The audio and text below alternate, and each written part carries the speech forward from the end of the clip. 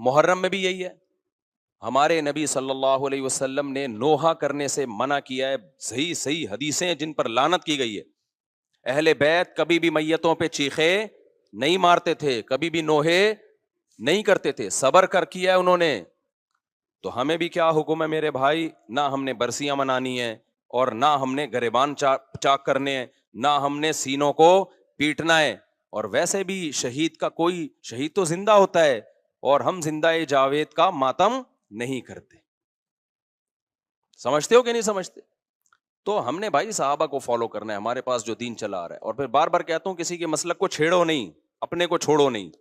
تو خلاصہ کیا نکلا بھائی, یہ حلوے مانڈے اور یہ محرم میں جو کچھ ہو رہا ہے, جو کر رہے ہیں ان کو کرنے دو, چھیڑو نہیں. لیکن جب ہم سے کوئی پوچھے کہ کیوں نہیں کر رہے, ہم کہیں گے بھائی ہم کس کو مانتے ہیں, صحابہ کو. صحابہ نے نہیں کیا, ہم بھی نہیں کریں گے.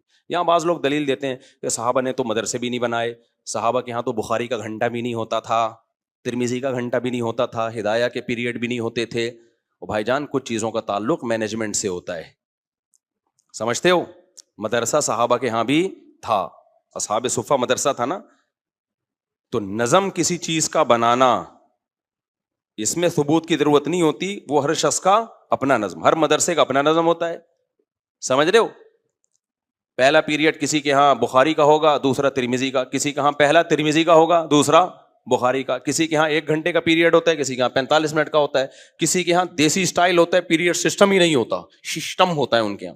خیر, تو یہ مینجمنٹ سے ان چیزوں کا تعلق ہے. اس کی مثال ہے جیسے گھڑی. اب ہم نے لگا دیا 8:30 بجے عشاء کی نماز ہوگی, کوئی کہ صحابہ کے دور میں تو گھڑیاں نہیں ہوتی تھی. اب بھائی جان یہ سوال کیا ہے, تو گھڑی ایجاد ہی نہیں تھی تو ہوتی کہاں سے؟ جبکہ ربیع الاول تو صحابہ کے دور میں بھی تھا, یا تو آپ کہتے ہیں ربیع الاول ایجاد ہی ابو ہے, تو اس دور میں بھی تھا, اب بھی ہے. تو کچھ لوگ عجیب سے باتیں کر رہے ہوتے, کہتے ہیں اس دور میں گھڑیاں نہیں تھی تو گھڑی بھی, جہاز تھے کیا, تو جہاز بھی بدعت ہے. بھائی اس دور میں بھی سواری تھی, آج بھی کیا ہے, سواری ہے. سواری مقصد تھوڑی ہے, وہ تو ذریعہ مقصود ہے.